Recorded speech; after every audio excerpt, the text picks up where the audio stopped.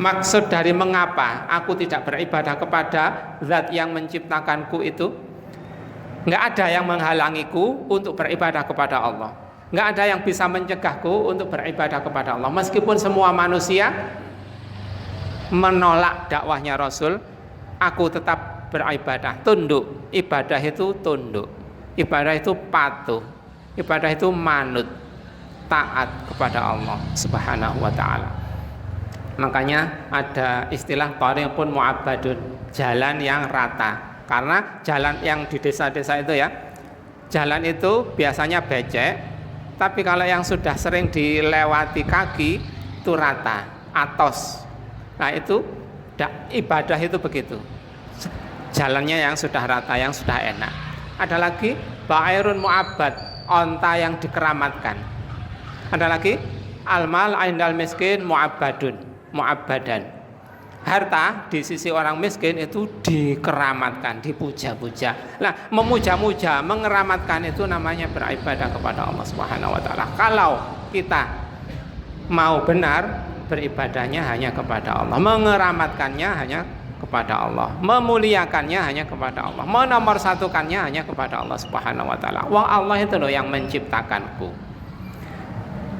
Kita dicukupi oleh Allah, diciptakan, disehatkan, kadang-kadang dibuat sakit oleh Allah, kadang-kadang tetangga-tetangga kita, kerabat kita dibuat sakit banyak bersamaan, sakit meninggal, sampai kadang-kadang seperti minum obat 3 kali sehari, pengumuman meninggal dunia itu semua yang menciptakan, yang mengatur adalah Allah Subhanahu wa ta'ala. Enggak ada yang mencegahku untuk taat hanya kepada Allah, karena Allah yang mengatur itu semua, yang mencukupi kita semua.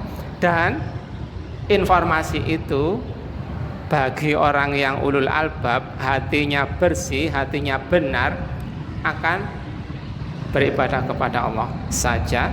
Dan peribadatannya itu dimotivasi, ketaatannya itu dimotivasi karena takut akan informasi berikut itu, yaitu berikut ini, yaitu wa ilaihi turja'un, kepadanya lah kalian dikembalikan.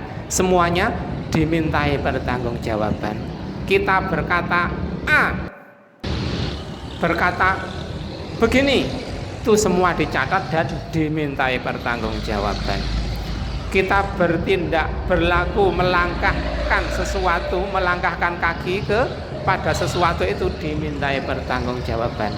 Ada kisah dulu ya, Rasulullah waktu masih muda, masih anak, mau mendatangi pertunjukan, itu dibuat ngantuk oleh Allah sehingga nggak jadi datang ke sebuah pertunjukan itu. Itu karena Allah menjaga Rasulullah jangan sampai langkahnya Rasulullah itu salah, sampai-sampai menuju ke sebuah konser. Kalau kita sekarang menamainya konser, menuju ke sebuah konser itu nggak jadi, dingantukkan, ditidurkan sampai konsernya buyar. Itu karena dimotivasi informasi bahwa wa ilaihi turja'un, kepadanya lah kalian dikembalikan, sehingga memotivasi kita untuk selalu mengisi waktu-waktu kita dengan yang berguna. Min husni islamil mar'i tarkuhu ma la ya'ni, keislaman seseorang yang terbaik adalah meninggalkan perkataan dan perbuatan yang tidak berguna. Falyaqul khairan aw liyasmut, katakanlah yang baik, atau kalau nggak bisa mengatakan yang baik, diam. Makanya kemarin ada stiker di boxnya pickup itu, wes menengok timbang keliru. Nah itu falyaqul khairan aw liyasmut. Banyak kita jumpai orang berjanji, tukang servis, tukang jahit, bengkel atau apa saja, caleg atau apa saja, itu seringnya ngomong diingkari, berbicara dikhianati. Kita jumpai sering, sangat sering. Ada contoh sedikit ya, ada orang yang punya telur banyak, tapi pas ada pembeli telurnya tinggal sedikit meneh, nek ono tak kabari. Nah, orang yang calon pembeli ini tadi kan nunggu meneh ae nek ana dikabari lah. Sampai sepekan 10 hari nggak ada kabar, berarti kan nggak ada. Pas ketemu bilang, kok gak dijukuk-jukuk sih dok, tak dona wong liya. Nah, calon pembelinya itu diam saja. Lah sampean batin, lah sampean dia lah ngomong. Nek ono tak kabari, karena nggak ada kabar. Lah itu merubah omongan yang seharusnya dia yang ngabari, ternyata dia menyalahkan orang yang enggak membeli telurnya itu tadi. Dan itu contoh kecil yang sering kita jumpai. Orang tua berbohong kepada anaknya, RT berbohong kepada warganya, lurah berbohong kepada warganya. Itu sangat sering kita jumpai, malik-malik omongan. Nah, itu orangnya ingat bahwa semuanya itu harus dipertanggungjawabkan di hadapan Allah. Akan berhati-hati menjaga omongan itu jangan sampai salah.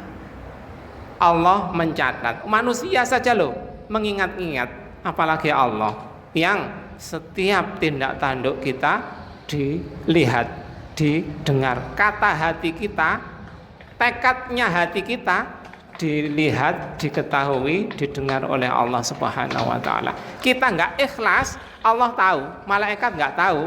Oh, wong iki sing penting nyemplungno uang atau mengentas kemiskinan atau menyantuni yatim. Malaikat enggak tahu kalau dia itu enggak ikhlas, tapi Allah tahu. Malaikat hanya mencatat. Manusia enggak tahu kalau dia enggak ikhlas, tapi Allah tahu. Sangat awas, mengawasi semua tindakan kita, melihat semua perbuatan hati kita, perbuatan amal anggota badan kita dilihat oleh Allah Subhanahu wa taala. Mendengar semua jeritan hati kita, jeritan lisan kita, semuanya didengar oleh Allah Subhanahu wa taala. Kalau binatang-binatang itu mendengar hal-hal yang sangat pelan. Kita manusia enggak dengar, binatang banyak yang dengar. Suara yang sangat keras kita enggak dengar, tapi binatang yang lain atau makhluk Allah yang lain dengar. Benturan benda-benda langit yang sangat keras itu kita enggak dengar, tapi makhluk lain mungkin bisa mendengar dan Allah mendengar. Nah, maka memotivasi kita untuk selalu berhati-hati menjaga omongan. Lidah itu tidak bertulang tapi lebih tajam daripada pedang. Mudah-mudahan kita dikuatkan oleh Allah untuk bisa mengatur setiap tindak tanduk kita agar benar dan ikhlas. Aku qouli hadza astaghfirullah li wa lakum sa'iril muslimin wal muslimat innahu huwal ghafurur rahim.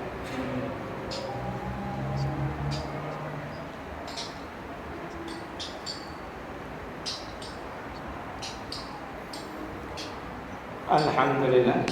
Alhamdulillahilladzi arsala rasulahu bil huda wa dinil haqq liyudhhirahu 'ala ad-dini kullih walau karihal musyrikun. Asyhadu an la ilaha illallah